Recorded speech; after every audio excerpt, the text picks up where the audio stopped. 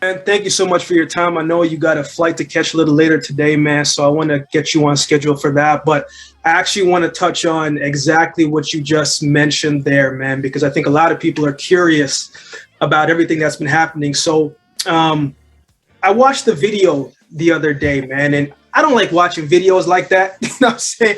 I don't like watching videos like that. You're on the runway, looking smooth as always. The form was looking nice. The knees was coming up. And then sometimes it looks like we can take a misstep, and then, sometimes it's kind of normal in a way. But this looked a little bit different, man. Two-part question. One, what was your initial thoughts when that happened and you later found out that you did rupture your Achilles? And two, how are you healing up? So thanks so much for this, first and foremost. And I would say that this was a very unique situation because leading up to it, I was having different signs in training and in the preparation going into it. But with an Olympic year, like, it doesn't matter, right? Like, there's nothing that's going to slow you down. There's nothing that's going to stop you, because really nothing else is more important than the Olympic Games on the Olympic year. And so though I had the little signs, little inclinations, I just thought, you know what, it doesn't matter. Once I step on the runway, like, everything goes out the window. And believe it or not, actually in the first jump of that competition, I partially ruptured the Achilles. And so I had the same sensation as when I completely did it. But yeah, I took off the first jump and I ran through, and my coach was like, "What's going on?" And I just thought something feels off. It almost felt like I was jumping with a flat tire, like I was just not able to get the lift that I was used to. The pushes felt different, but doesn't matter. Olympics, got to get that qualifier, got to put that statement out there. Kept competing. The numbers were, 2 meters short of where I normally was.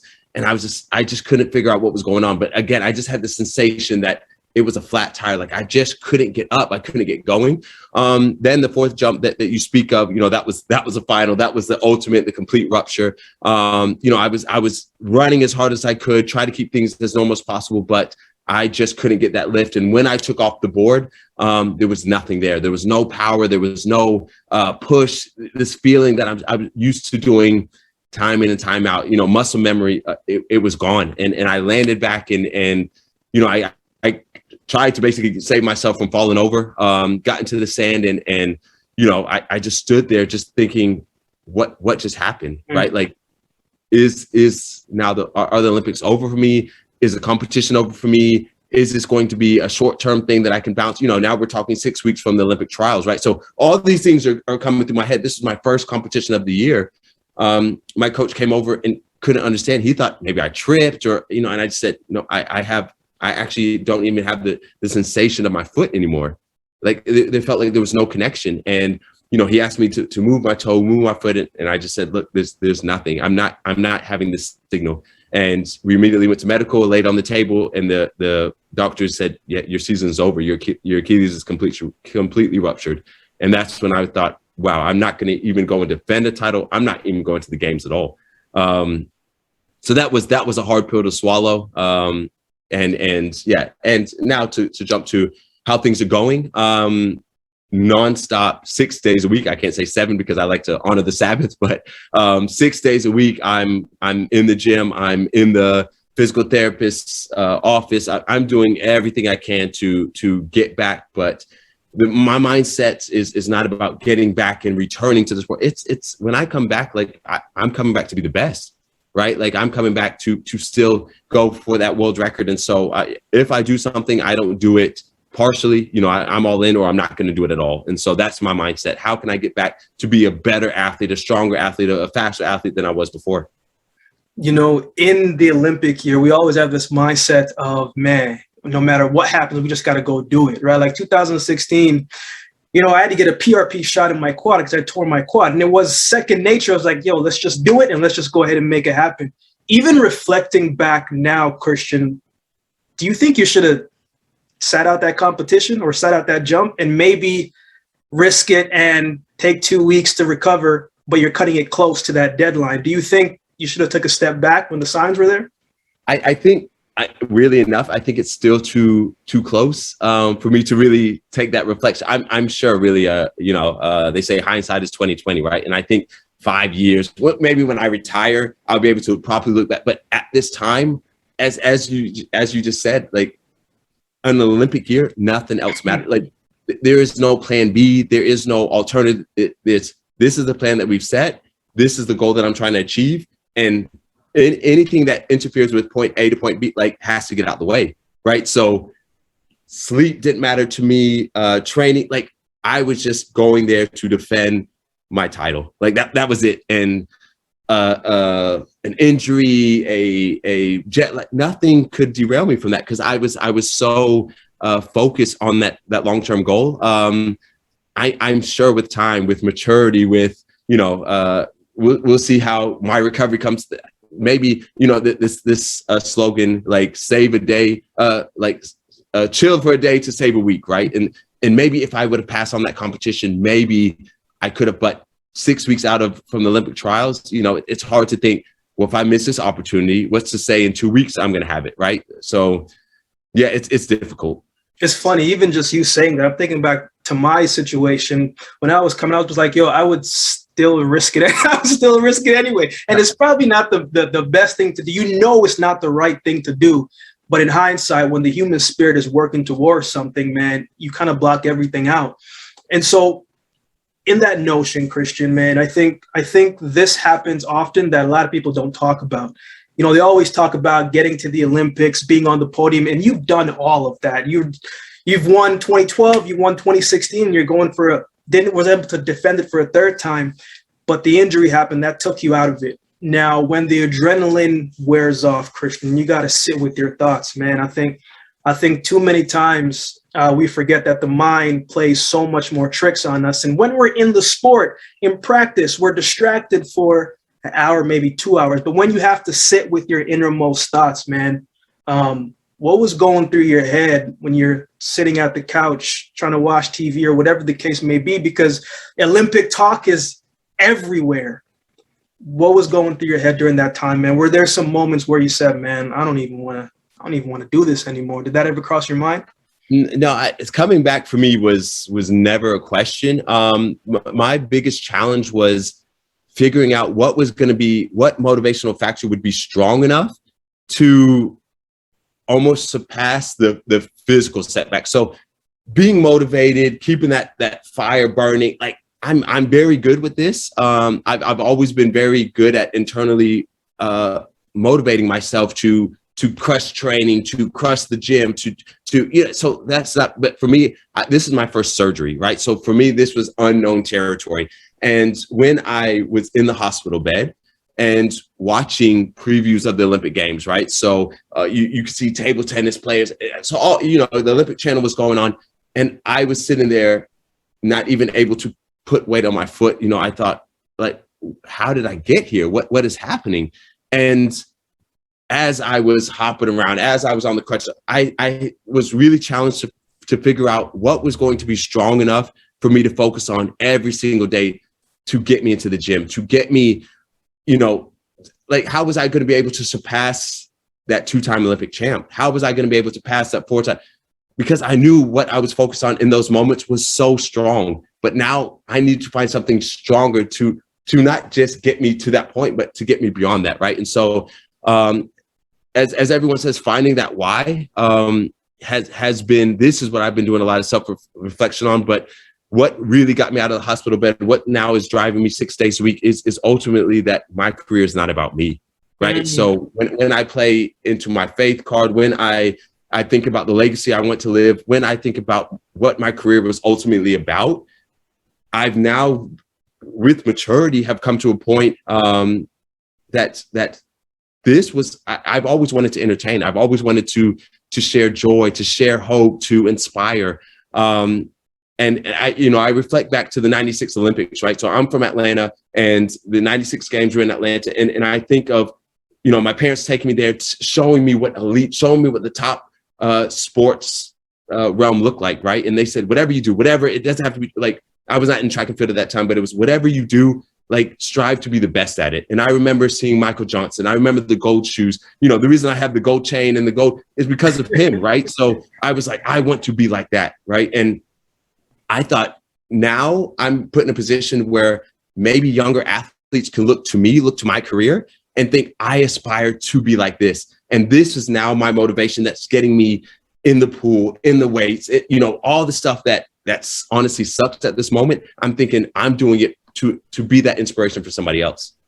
When did that switch for you, Christian? Because I think, right, we're all doing things for other people in a little bit to some extent, right? But then there's also that switch at the front that says, man, I want to see how far that I can go. I want to see what the best that I can be. I want to do this for me and this and that. But I think a switch happens when you can bring other people, other things into your life, and that really relieves some of that stress and that added pressure to it. So when did that switch kind of happen for you, one? And how has your faith helped you through your career, Christian? Because a lot of people, we got to find the things that make us grounded. And sometimes people are searching for so many other things, and it's not always a positive thing. But how has your faith helped you throughout your career? Yeah, so to answer the first part, the switch that went off for me was in 2014. So this is when I was learning how to now jump off the other leg. So I was World Olympic champion on my left leg, then had a lot of patellar tendonitis, had a lot of knee issues, was basically in this holding pattern, this maintenance training plan, and thought I would never be able to reach my goals, become world record holder doing the training I was doing.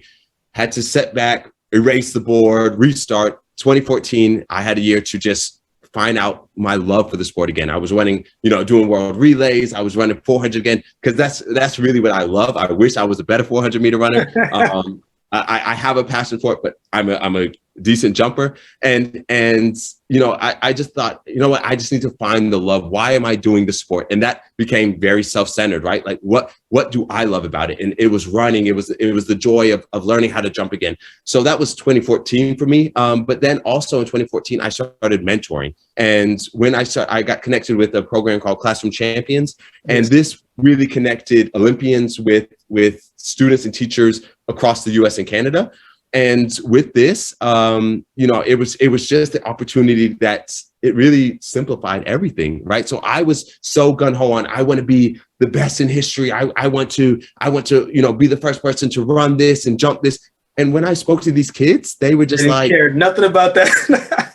matter. Like, yeah, you jump, I can jump too. You run, I can run, and it was like, wow, we're actually not so different, right? And that was a humbling but also grounding moment. And when I share my goals with them, because we have a goal setting thing, we have a perseverance lesson. And when I share these things with them, I'm saying, guys, like, I'm preparing for the Olympics, or I'm preparing for world championships. I've had a setback, but like, I really believe I'm capable of doing this. Most of the kids are like, just do it, right? And that's it. Like, you want to jump farther? Jump farther. You want to run faster? Run faster. And for them, it's so simple, but in reality, it is, right? Like, I just got to train harder. I just got to push harder. And so that was very humbling for me and a very grounding situation. But I think that was really the seed that was planted that started to stir up everything with my mindset of now competing for something greater than myself. And then when it comes to faith, this ties in too, right? Like with the faith, we are on this earth to serve. We're on this earth to really spread hope and joy of eternal peace, right? And with this mindset, I wanted to use my platform, whether social media, I wanted to use my career to do that. Like, I wanted to entertain. I strive to bring excitement and joy and be that, I don't know, that seed that someone could look at me and say, well, if he can jump this far, I can do it too. But at the same time, I wanted to be able to say, look, my career was not based off my abilities, based on my capabilities. It was really a gift from God. Everything was a gift. Hey, man, you preaching that good stuff. That's what I'm talking about, man. Shout out to Steve Messer, though, with Classroom Champions, man. Great organization, man. But let's go back a little bit, man. Let's go back to Sandy Creek High School, man, because honestly, when the first time that I actually heard about you, I actually saw you doing the 4, right? And I'm like, yo, I think you ran like 45.7, 45.8. And I'm like, man, this guy's rolling. And then I hear somebody across like the track screaming, you just got beat by a jumper, right?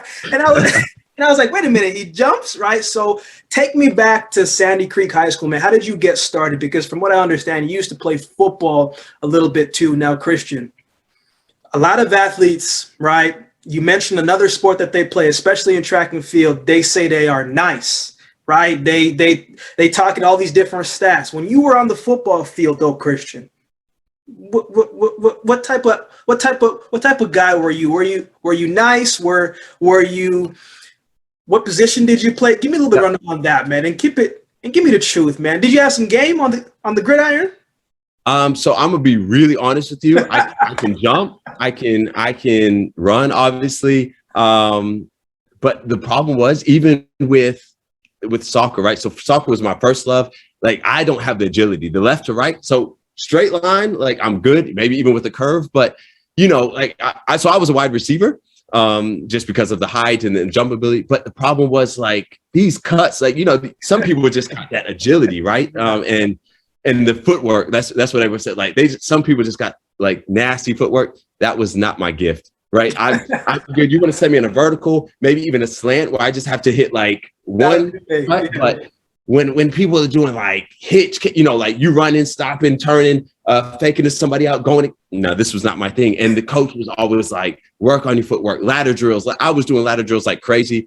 But then to be really honest, the thing that got me out of football, and I know this is going to sound crazy, but I can, like, the reason I love track and field is you run, you jump, whatever. And it's just like, all right, man, like later, right? So I love the minimal contact.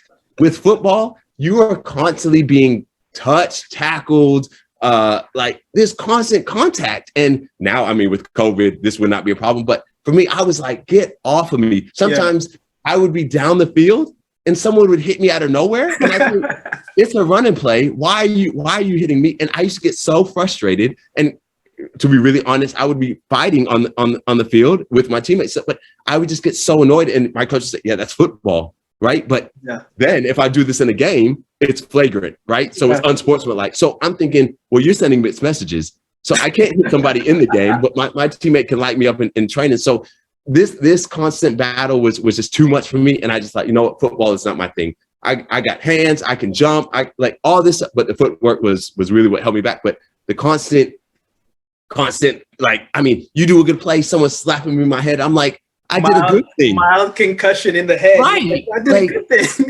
Like, you know what I'm saying? You could be like, hey, good. No, they were like, yeah, hitting me in my face. The coach was grabbing me. And I just thought, you know what? This is not my sport. So don't get me wrong. Like, I'm a big Florida Gator. When the Gators are playing, I'm going crazy, but you will not find me on the field again because I'm like, it's too much contact. And so for me, even to just get into track and field, to get like when I first started doing club track, the coach said, I don't care what event you do, from shot put, discus, triple jump, hammer, no matter what you do, you will run the 400 because everyone is scared to run the 400. And every day, no matter what we did in training, every day we had something called the Final Four. And it was, he would place you basically based off your event or your speed and stuff like this. And you would take off. And when he said go, the next person would take off. And your goal was to catch the person in front of you. Yeah. But then at the same time, you could not be caught from the person behind you.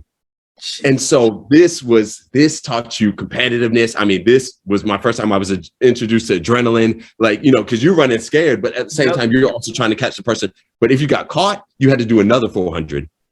Right. So it was just like, you were like, you're not catching me, not at the end of training. Right. So this was really like, I think my initiation and introduction to 4x4, to like the competitiveness of the 400, all these things. And that just became my bread and butter. That became my passion. Like I was like, every day, you're not catching me. And obviously the faster you get, the faster people are behind you, but also in front of you. And so it was just every day we just had this joy of running. And so that's when I said in 2014, I found my love for the sport again, because that was the core of it. I knew I loved running, and the joy brought me, I mean, the pain, like I'm throwing up every time I run the 400, but there is something beautiful about it. When you started track and field, right, running and jumping, sometimes people say the moment that I caught a football, I knew this is what I wanted to do. The moment that I dunked the basketball, this is something I knew that I wanted to do. When that happened for you, and like, when things started going well, did you feel like this could be something here? Because I know you went to World Juniors as well too, right? Did anything along that time say, man, I think I have something here. I want to see how far that I can go. Did any of that click for you right away? Yeah, so my light bulb moment was really 2007. I went to World Youth Championships, didn't even know what this was about, won, and was really started being recruited from colleges, right? So, universities were reaching out, and I just thought, wow, what is this, right? Like, so this was basically my meal ticket, because my parents were like, we're not paying for school, so you were too athletic for us to pay for something. You better figure it out, and so that's when football went to the side, soccer went to the side, and I was like, okay, I'm just going to be a track athlete.